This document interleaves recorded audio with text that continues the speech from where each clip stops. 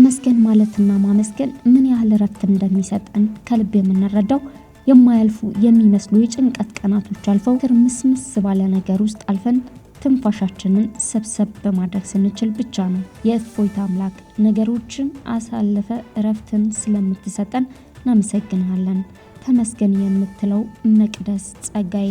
በጸሎቴ ውስጥ ትልቁ የማረሳው ነገር ምስጋና ነው። ብዙ ጥያቄ የለኝም፣ አብዛኛው ምስጋና ነው። ከዛ ውጪ ቤተሰቦቼ፣ ጓደኞቼ፣ ሀገሬን በጸሎት ውስጥ አስባለሁ። አንዳንድ ሀዘኖች አይጠፉም ትላለች መቅደስ ጸጋዬ። ዛሬ ደግሞ ከድንግል ማርያም ጋር ተኮራርፍ ያለውም ብላናለች። ለምን የሚለውን በዚህ ቪዲዮ የምታውቁት ይሆናል። አብራችሁን ቆዩ። ውድ የጎልደን ቪው ሚዲያ ተከታታዮቻችን፣ እንግዲህ ለእናንተ ለተመልካቾቻችን የተለያዩ መረጃዎችን በዚህ ቻናላችን እንደምናስተላልፍ ይታወቃል። ለቻናላችን አዳዲስ የሆናችሁ ሰዎች ሰብስክራይብ በማድረግ ቤተሰብ እንድትሆኑ በአክብሮትና በፍቅር እንጠይቃችኋለን። መልካም ጊዜ ይሁንላችሁ። ከባለቤቷ ጋር የተዋወቁበትን አጋጣሚ ስትገልጽ የሚገርም ነው ትላለች። ሁለቱም አንዲት የተጎዳች ሴትን ለመጠየቅ ዝም አንልም የተሰኘው በአንድ ወቅት የተለያዩ ከግብረ ሰዶም ጋር የተያያዙ ስራዎችን የሚሰራ በጎ አድራጎት ድርጅት ነበር። ታዲያ በዚህ ድርጅት አማካኝነት ነበር ተዋናይቷ መቅደስ ጸጋዬና ባለቤቷ ቴዎድሮስ የተገናኙት። አንዲት የተጎዳች ሴትን ለመጠየቅ ሲሄዱ እሷ በርካቶች ዶክተር ኮኪ እያሉ ሲጠሩኝ እሱ ዶክተር ነሽ እንዴ ሲል ጠየቀኝ።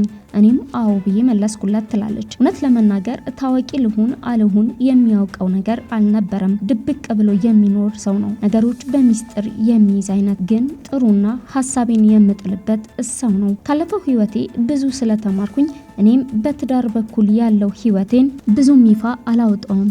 የተጋባ ነው 6 ወር ዴት አድርገን ነው ፕሮፖዝ አደረገኝ ወይም ቀለበት አሰረልኝ። እዚህ ደረጃ እስክንደርስ ድረስ ማንም ሰው አያውቅም ነበር፣ የቅርብ ጓደኞቼን ጨምሮ። ለብዙዎች ሚስጥር ከመሆኑ የተነሳ ጉዳዩ አንዳንዴ የአባቴን አንዳንዴ ደግሞ የወንድሜን ፎቶ እያወጡ ፖስት ያደርጋሉ። በአንድ ወቅት በምሰራበት ሆስፒታል መቅደስ ጸጋዬ አጠቃላይ ምርመራ ለማድረግ ከባለቤቷ ጋር መጥተው ነበር። ያኔ ሳያት እንደ አንዲት የሴት ልጅ ስብራትን እንደምትረዳ ፍልቅልቅ ሳቋን መቅደስ ላይ በማየት እኔም ተደስቼ ነበር። አቶ ቴዲ የመቅደስ ጸጋዬ ባለቤት ማለት ነው። መካከለኛ ቁመት ያለው የቄዳማ ትንሽ ወፈር ያለ ቀለል ያለ ለመግባባት የማይከብድ አይነት ሰው ነው። ለሷ ያለው አክብሮትም የሚገርም ነበር። እሷም ሲሰማት የነበረው ነፃነት በእውነትም ያለችበት የህይወት መንገድ ሰላም እንደሰጣት ያሳብቅባት ነበር። የኔ የተረዳሁት ከ3 ዓመታት በፊት ስሰራበት በነበረው አንድ ትልቅ ሆስፒታል ውስጥ ነበር። ባለፈው የፈረሰው ትዳሬ ብዙ ነገሮች አስተምሮኛል። ለካኔ የባለፈው ህይወቴ የሚመዘገብ የማደርገው የምነካው የምሆነው የማወራው ነገር ሁሉ የሚቀመጥ ሰው ነኝ። ጥንቃቄ ማድረግ ነበረብኝ። ለዛም ነው እርግጥ ነው ያኔም ለሰርግ ከፍተኛ ወጪ ሲወጣ ለመታየት ብዬ አልነበረም፣ ግን ሳናስበው ነገሮች በዛ መልኩ ተከናወኑ። ዋጋ ከፍዬ ግን ተማርኩበት። ነገር ግን በዛ ልክ ድጋሚ ዋጋ መክፈል አልፈልግም። መቅደስ ጸጋዬ ጥሩ ሴት ናት። ያልተወሩ በርካታ መልካም ነገሮችን ከብዙዎች ሰዎች ጀርባ የምታደርግ። ከ1 ዓመት በፊት ራስ ያለው የተባለ አንድ የፊልም ባለሙያ የክብር እንግዳው አድርጎ አቅርቧት ነበር። ስለሷ ሲገልጽ አስተምራ አሰልጥና ወጪውን ሸፍና የራሱን ፊልም እንዲሰራ እንዲለወጥ ላደረገችው ነገር ሲያመሰግናት ሰዎችም ቆመው እንዲያመሰግኑለት ሲያደርግ ባይኔ በብረቱ በቦታው ተመልክቻለሁ። በርካታ ድርጅቶች የፊት ገጻቸው እንድትሆን እየፈቀዱ ናቸው። አጓጉል ቦታ ላይ ታይታ አታውቅም። ጭፈራ ቤት በፍጹምም ተገኝታም አታውቅም። ከቀድሞ ትዳሯ ውጪ የሚያሰማት ነገር ተፈጥሮም አያውቅም። በህይወት ሂደት ውስጥ ሳትናገር ሰው ይረዳሃል ብለ ማሰብ ስህተት ነው የሚል እሳቤ ውስጥ ገብቻለሁ ትላለች መቅደስ ጸጋዬ። ሰብአዊነት ከእናቴ የወሰድኩት ተግባር ነው። እናቴ የምትገርም ሴት ናት። መሬት ስትረግጣት አትናገርም አይደል? እንደዛ ማለት ነች። ማንነቷ የቤተሰባችን የጀርባ አጥንት እንድትሆን አድርጓታል። የአባቴ የመኖር አቅሙ እሷ ነች። እንኳን የኔ እናቴ በ16 ዓመቷ ነው የወለደችኝ። ኢትዮጵያዊ ነኝ የምለው በምክንያት ነው። አዳማ ተወለድኩ። በ40 ቀኔ አፋር ሄድኩ። ከዛም ወደ አዲስ አበባ ተመለስኩ። 8 ዓመቴ ድረስ ግን አፋር ነበርኩኝ ትላለች። የእርሻ ምርምር ውስጥ ሁለቱም ይሰሩ ነበር።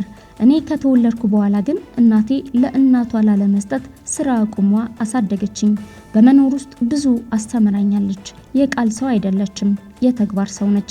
ጥግ የሌለው ፍቅርና መስዋዕትነት ከሷ ተምሬያለሁ፣ አይቻለሁ ትላለች።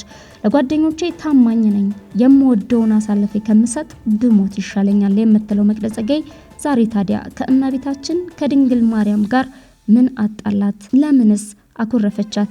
እሷ እንደምትገልጸው ምንም ነገር ቢገጥመኝ ምንም ብሆን ቀድሜ የማናገረው እሷን ድንግል ማርያም ነው። እናም አንድም ቀን ለጥያቄ ምላሽ ሳላገኝ የቀረውበት ጊዜ የለም። በጣም ከተደረገላቸው በጣም ከተጎበኙ ሰዎች መካከል አንዷ ነኝ እና የዛን ጊዜ ግን ጥያቄዎቼ ምላሽ አጡ። ጭራሽ ይባስ ብሎ በጣም የማልጠብቀው ችግር ህይወቴ ውስጥ ተፈጠረ። አኮረፍኳት። በጣም ነው የሚገርመው። እግዚአብሔርን ራሱ አኮረፍኩት። ለምን መጨረሻ ላይ የመጣው ፈተና ፍጹም የማልፈልገው ነበር ህይወቴ ላይ። እሷንም ደግሞ በብዙ የለመንኳት በህይወቴ እንዲህ አይነት ነገር እንዳይገጥመኝ ብዬ የጠየኳት ነገር ስለነበር እንዴት አሳልፈሽ ትሰጭኛለሽ? ልጅሽ አይደለው እንዴ ብዬ በቃ በጣም አኮረፍኩ። እና በጣም የሚያስቀው ነገር መኪና ስነዳ የእመቤታችንን ቤተክርስቲያን ጋር ስደርስ ፊቴን አዞራለሁ ላለመሳለም ማለት ነው። አንድ ቀን ሌሊት በቃ የሆነ ነገር ድምጽ ነገር የሚሰማኝ ነበር። ግሸን ይላል እና ደነገጥኩ። እንዳልኳችሁ ገና ምን ብዙ የሚሄድ ሰው አይደለሁም። ህልምም የሚያይ ሰው አይደለሁም። በብዛትም ህልም አላይም። እኔ ተኛው ጠዋት እነሳለሁ። እግዚአብሔር ይመስገን በመሃልም አልነሳም። በጣም እንቅልፋም ነኝ። ጠዋት ነው የምነቃው። ጠዋት ተነሳውና ግሸን ካልሄድኩኝ አልኩ። እንዴት ይኬዳል የሚለውን አላውቅም ነበር። ብቻ ጠዋት ተነስቼ ግሸን እንደምሄድ ነበር የማውቀው። ከዛ ተነሳው፣ ትኬት ተቆራረጠ፣ ሄድኩ። እመቤቴን እንዴት እንደወጣሁት አላውቅም። ያንን ዳገት የግሸንን ዳገት መቼም ታውቁታላችሁ። እንዴት እንደወጣሁት እመቤቴ ነች የምታውቀው። ሁሉንም ነገር በር አደረገችው። ተዋናይት መቅደስ ጸጋዬ በዘመን ብዛት ከፍተኛ ጉዳት የደረሰበትን የግሸን ደብረ ከርቤ ቅድስት ድንግል ማርያም ቤተክርስቲያንን በህብረት ለማደስ በሚል በተዘጋጀ ቪዲዮ ላይ ነው ይህንን እየተናገረችው። ዛሬ ይህ ሁሉ ታሪክ ሆኖላታል። የተመኘችው ትዳርም ሰምሮላታል። መንታ ልጆችም ተሰጥተዋታል። የቤቱ ራስ ወንድ ነው። ቅዳሜና እሁድ የኔ እንዲሆን ከሰኞ እስከ አርብ ወጥሮ ይሰራል። እኔ ብዙ እንድማር እየኖረ አሳይቶኛል። አሁንም ለልጆቼም ለሱ ለትዳራችን ቅድሚያ እንድሰጥ አድርጎኛል። መቅደስ ጸጋዬ የአዲስ አበባ ባህል ኪነ ጥበብና ቱሪዝም ቢሮ የቱሪዝም የክብር አምባሳደር አድርጎ ሾሟታል። ተመስገን ማለትና ማመስገን ምን ያህል እረፍት እንደሚሰጠን ከልብ የምንረዳው የማያልፉ የሚመስሉ የጭንቀት ቀናቶች አልፈው ትርምስምስ ባለ ነገር ውስጥ አልፈን ትንፋሻችንን ሰብሰብ በማድረግ ስንችል ብቻ ነው። የእፎይታ አምላክ ነገሮችን አሳልፈ እረፍትን ስለምትሰጠን እናመሰግናለን። ተመስገን የምትለው መቅደስ ጸጋዬ በብዙ በተደረጉላት ምክንያቶችም ጭምር ነው። ከ3 ወራት በፊት ልደቷን ያከበረች መቅደስ ጸጋዬ ከዚህ በፊት ብዙ የሞዴሊንግ ስራ የሰራች ቢሆንም ይበልጥ ከህዝብ ጋር ያስተዋወቃት ግን በኢቢኤስ ቴሌቪዥን ሲተላለፍ የቆየው ሞጋቾች የተሰኘው ተከታታይ ድራማ ነው። በርካታ ፊልሞች ላይ የተወነች ሲሆን አንድ የቴሌቪዥን ድራማ ላይ በመሪ ተዋናይነት ተሳትፋለች። አርቲስት መቅደስ ጸጋዬ ከህዝብ ጋር በደንብ እንድትተዋወቅና ተወዳጅነትን እንድታተርፍ ያደረጋት ፊልም ከ10 ዓመት በፊት ለእይታ የበቃው ዘራፍ የሚል ርዕስ የተሰጠው ሮማንስ ኮሜዲ ፊልም ነበር። ከዚያ 1 ዓመት አስቀድሞ ትስስር በተባለ ፊልም ላይ የተወነች ቢሆንም አድናቆትና ዝናን ማትረፍ የቻለችው ግን በሁለተኛ ፊልሟ ነበር።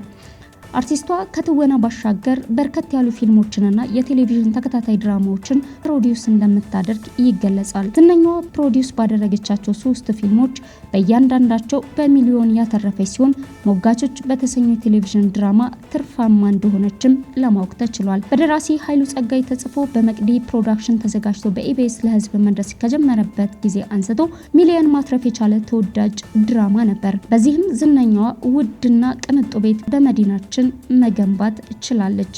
ሌላው መቅደስ ጸጋዬን አነጋጋሪ አድርጓት የነበረው ጉዳይ እንዲህ ማለቷ ነበር።